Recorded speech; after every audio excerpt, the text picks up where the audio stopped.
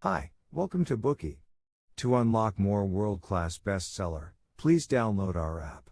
Just search for BOOKEY at Apple Store or Google Play. You will get 7 days free trial with more features. Today we'll unlock the book The Silk Roads, A New History of the World. When discussing the Silk Road, most people view it as an ancient trade route that connects the East with the West. History bestowed it with a great deal of mystery and legend. Camels and goods traveled on the trade route, merchants of different races, different countries, and diverse cultural backgrounds interacted and traded with each other. Chinese silk and porcelain flowed along this trade route to various countries in the West. Silver from Western countries also moved to the East on the same path. This account of the Silk Roads that we will uncover today uses multiple threads to tell the stories that took place on the Silk Road, starting more than 2,000 years ago. The book begins its story with the creation of the Silk Road. Using a broad time frame, it recounts the stories of countries from their peak to their decline, and from humble beginnings to becoming entities that wield absolute power. It has shaped world history into a brand new system. It reveals to people that for much of history, the world's axis revolved around the Silk Road. Each country's history doesn't evolve in isolation and is more or less associated with the Silk Road. From the Silk Road, we can see that the world is smaller and more accessible than we've previously imagined. World history has been redefined. Once the book The Silk Roads was published, it quickly became a best-selling book around the world, and was even listed as #1 in world history on Amazon UK. It was also #1 in the genre of historical geography on Amazon US, and #1 on the list of non-fiction bestsellers in India. It was also recommended by various organizations and figures. The People's Daily in China recommended it twice in 19 days, which was an unprecedented move by the most influential Chinese publication. The Times commented on the book saying, "Many books have been written which claim to be a new history of the world. This rare one fully deserves the title." The Economist stated, "Frankopan uses exquisite and intelligent language to interpret a world history revolving around the East." The famous British historian William Dalrymple lavishly praised the book by saying, "Ambition that is rare, a remarkable book on many levels, a proper historical epic of dazzling range and achievement." Peter Frankopan is the author of this book and a famous British historian.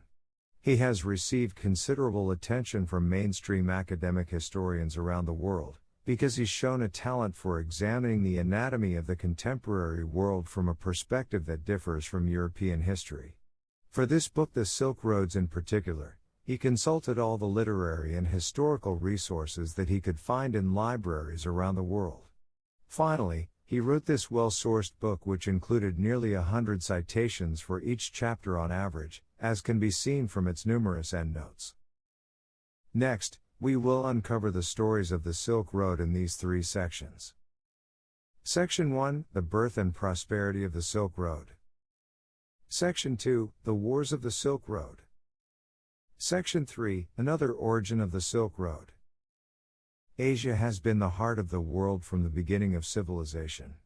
One by one, ancient civilizations were born here, and the earliest and the most powerful among these was the Persian Empire. The Persians extended their territory from today's southern Iran to the Aegean. They continued eastward until they reached the foot of the Himalayas. Persia connected the heart of the Mediterranean to Asia. It possessed not only fertile land, but also had high agricultural yields due to investment in production and irrigation techniques. Persia also paid great attention to road construction. It established a highly developed road network that linked the coast of Asia Minor with Babylon, Susa, and Persepolis. All these factors propelled the commerce of the ancient Persian Empire towards unprecedented prosperity. The conqueror Alexander the Great swiftly unified another ancient civilization, Greece. Afterward, Alexander the Great led an expedition east and defeated the prosperous Persian Empire. He then turned his attention to the vast world of the East. After Alexander's conquests, a significant Greek influence on culture and economy spread through the territories of the Mediterranean and the Himalayas. Greek language could be heard all over Central Asia and the Indus Valley. According to tax receipts and documents in Bactria from around 200 BC, Greek was still used daily by officials more than a century after Alexander's death. In addition to Greece, China also continually expanded its territory. Back then, the emperor of the Han dynasty drove nomadic tribes back to the steppes after nearly a decade of campaigns. He seized the Gansu corridor and controlled the agriculturally productive western regions of China. The Gansu corridor led to the Pamirs Mountains. Past these was the expansive west. China opened the door to transcontinental communication channels, and thus the Silk Road was born. The famous Chinese history book Historical Records noted that the inhabitants of these kingdoms were poor in the use of arms, he wrote, but clever at commerce, with flourishing markets in the capital Bactria, where all sorts of goods are bought and sold. The route from China to the west was treacherous, because it passed through not only the Taklamakan Desert, but also the Tian Shan Mountains or the Pamirs. Despite such harsh circumstances, rare and high-valued goods were still transported to the markets of Bactria, which was thousands of miles away from China. Chief among those traded products was Chinese silk. In addition to being a luxury item, silk also played a significant and practical role. At that time, not all of China was fully monetized and grain was perishable. By contrast, silk became the most stable currency, as well as an object used for international bartering. It was sometimes even used as a form of military payment. A remarkable collection of 35,000 texts from the garrison town of Xuanjian, not far from Dunhuang, paints a vivid picture of the everyday goings-on in a town set at the neck of the Gansu corridor. From the wooden tablets, we learn that merchants passing into China had to follow designated routes and had to obtain written passes. Detailed records were kept for these merchants, place of origin, types of goods, and the location of their next destination. Let's take a look at Rome too. Rome was originally just an inconspicuous town located halfway up the west coast of Italy. But after taking over one coastal city-state after another, Rome began to dominate the western Mediterranean. However, Rome became globally prominent only after its seizure of Egypt. The process of conquering Egypt altered Egyptian historical development. The series of historical events that we're familiar with includes characters such as Julius Caesar and Queen Cleopatra. These stories, which are filled with eroticism, power plays, and poisonings, took place during this period of history. They became a topic of interest for posterity. Furthermore, and most importantly, the capture of Egypt transformed Rome's fate. Rome acquired the vast harvests of the Nile Valley and increased taxation in Egypt, bringing fabulous wealth to Rome. The wealth quickly boosted the ambitions of the Roman Empire, and they began to explore new territories. The faraway eastern lands of Asia became Rome's next goal. The Roman Emperor Augustus ordered a detailed investigation on both sides of the Persian Gulf to report on trade in this region, and to record how the sea routes linked with the Red Sea. He also oversaw the mapping of the land routes heading deep into Central Asia through Persia. Back then, the routes pioneered by traders led to an unprecedented increase in the scale of trading. According to the author, within a few years of the occupation of Egypt, 120 Roman boats were sailing for India each year from the port of Myos Hormuz on the Red Sea. Roman amphorae, lamps, mirrors, and statues of gods have been recovered from a wide range of sites, including Patanum, Kolhapur, and Coimbatore. So abundant are the coin finds dating to the reign of Augustus and his successors from the west coast of India and the Laccadive Islands. They proved beyond any doubt the trade links between Rome and India. Rome's success was followed by the luxurious and hedonistic practices of the affluent class in Rome. The dining habits of a newly super-rich Roman were said to be as follows: pheasant brought in specially from the eastern coast of the Black Sea, guinea fowl from Africa, rare and expensive fish, plumed peacock. There was even a dish in which live birds were sewn into a pig's belly, and the birds would fly out the moment the pork was carved. It was also during this period that a term for being full of jealousy and looking down on someone was invented. The modern equivalent might be what we sometimes call the nouveau riche. Some conservatives were concerned about a particular luxury good from China, Chinese silk. Due to its smoothness and lightness, a body's beautiful curves could be seen. These special qualities made it very popular. At times, it seemed the very foundation of marital relations was being undermined. Men found they could see through the light fabric that clung to the female form, and this left little to the imagination. For them, silk simply meant exoticism and eroticism. They even worked hard to prohibit people from wearing silk by taking legal action. Even so, silk remained as a form of hard currency in international trade throughout history. The trade route was named the Silk Road by scholars, and this was by no means unsuitable. Although globalization is a very common noun nowadays, it was already a fact of life as early as 2,000 years ago. It provides opportunities and prompts technological advance. The joint development of the East and the West enhanced the communication between India, the Persian Gulf, and the Red Sea.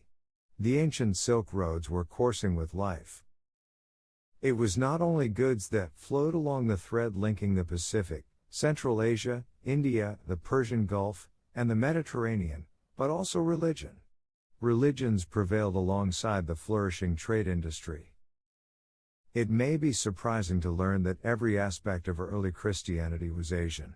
First, its geographic location and focal point was Jerusalem. The other sites related to the birth of Jesus Christ, his life, and his crucifixion were also in Asia. Second, Christianity's original language was the Aramaic dialect, a member of the Semitic languages, which were Asian languages native to the Near East. Third, its theological and spiritual backdrop originated in Judaism, the religion of Israel during the rule of Egypt and Babylon. Last, its stories took place in the ecosystems of the Near East, and included deserts, floods, droughts and famines that were less than familiar to the Europeans. It is evident that in the early days of Christianity's birth, no matter the birthplace, language, and religious background of the key figures, they were all Asian.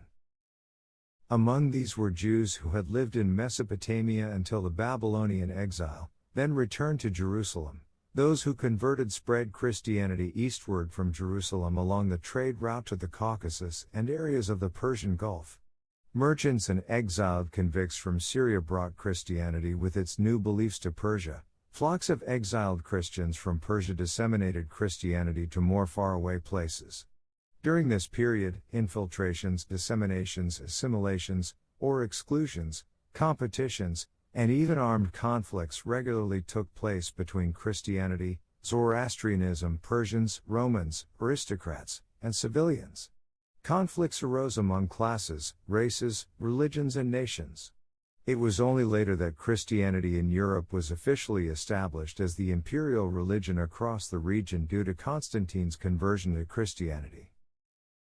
It could be said that the activities of traders on the Silk Road greatly facilitated the evangelizing process in both the Mediterranean region and the East.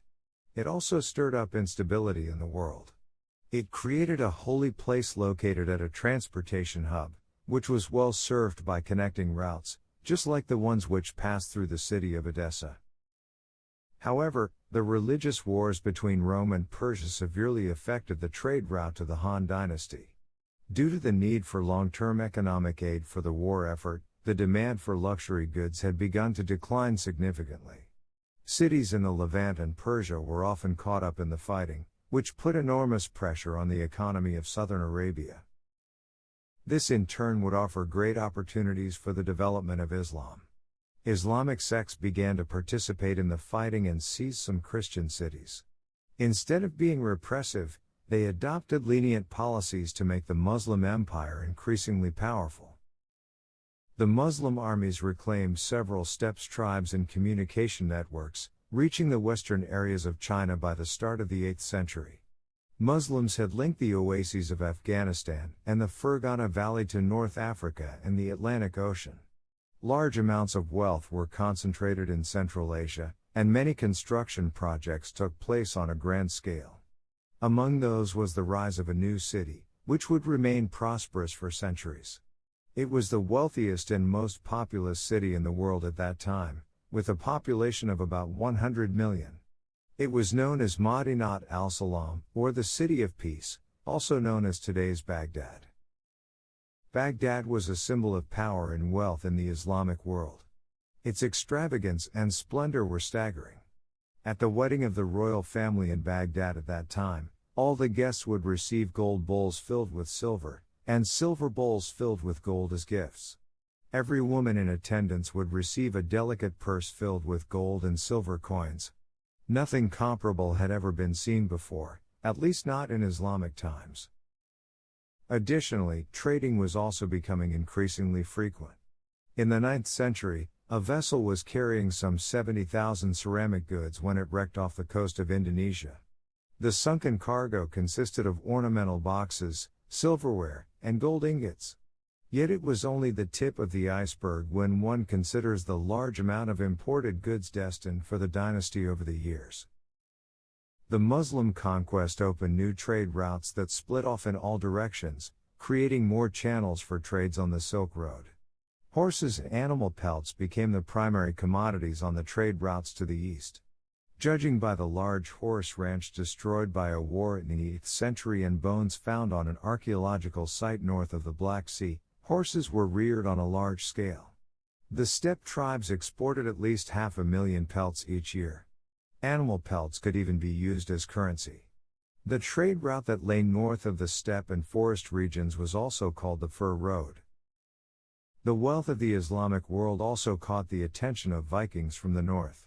During the early 9th century, the Vikings began to encounter the steppe tribes and eventually learned about Baghdad, the central city of Islam. As merchants brought goods from the south to the north, markets and trading stations gradually emerged in the Viking settlements. Thus, the great Eurasian trade routes were extended into northern Europe. Wax, amber, and honey had all been exchanged on this trade route. In graves across Sweden, Denmark, Finland, and Norway, scholars uncovered many silks from Syria, Byzantium, and China. But there was also a trade route leading to the south along the river between Russia and Scandinavia. Here, slaves were the most profitable commodity in circulation. The primary source of the Viking Russ's economy was the slave trade. They enslaved the native populations as well as people from sub-Saharan Africa. Some of the slaves even came from Turkic tribes in Central Asia. Due to the sheer number of people captured, these slaves were given a name Slav. After their capture, they all became people without freedom, in other words, slaves. The slave market was fueled by high demand at that time.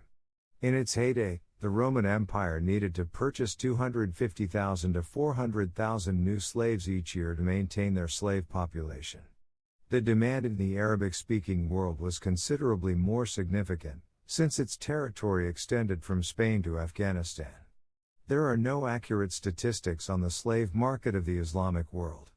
Still, literature indicates that the numbers were close to those of the Roman Empire. This is because owning slaves was very common in the Islamic world. These slaves were either treated as laborers or servants, and some of them also became sexual partners. At that time, a series of ancient writings by experts even appeared, teaching people how to pick slaves in the slave market. The slave trade had influenced every aspect of life. Ciao from today's Italian language comes from a dialect spoken in Venice, which developed rapidly from the slave trade. The word means I am your slave. As we previously discussed, as the territories of empires expanded, new cities were constantly emerging along the trade routes. Chinese silk and porcelain, Indian spices, pelts from the steppes, and slaves, as the hottest commodity in the world, were all circulated on these trade routes. Of course, there was also the rise of sectarian forces. Each religion intended to control the area they saw as the center of the world. Motivated by self-interest, religions clashed with one another. After 400 years of stability and prosperity between different religions, the clarion call of war finally sounded in the early 11th century. Little by little, the West dragged itself closer to the heart of the world. A new situation unfolded on the Silk Road, and that was war. So how did the war on the Silk Road begin and end? What role did each country play in the war? Next, We will explore these battles one by one in our second section, The Wars of the Silk Road. Today we are just sharing limited Bookie. To unlock more key insights of world-class bestseller, please download our app. Just search for BOOKEY at Apple Store or Google Play. You will get 7 days free trial with more features.